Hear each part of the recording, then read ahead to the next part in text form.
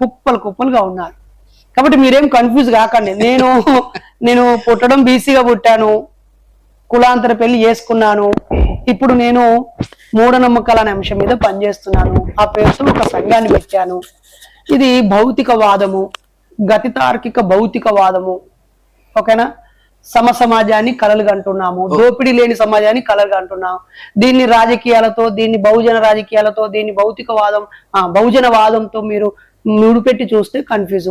ఎవరు భౌతికవాద కావాలన్నా, నువ్వు అంబేద్కరిస్ట్ కావాలన్నా, కమ్యూనిస్ట్ కావాలన్నా, బుద్ధిస్ట్ కావాలన్నా, ఏది కావాలన్నా ముందు నువ్వు వాస్తవికవాది కావాలి. అసలు కార్యకారణ సంబంధాన్ని తెలుసుకునే హేతువాద ఆలోచన నీకు కావాలి. చిన్న ఎగ్జాంపుల్ ఇద్దాం దాదా. ఇప్పుడు ఆయన దగ్గర, నా దగ్గర ఒక మైక్ ఉంది. ఈ మైకు దేనితో పనిచేస్తుంది? దీంట్లో బ్యాటరీ ఉంది కాబట్టి పనిచేస్తుంది.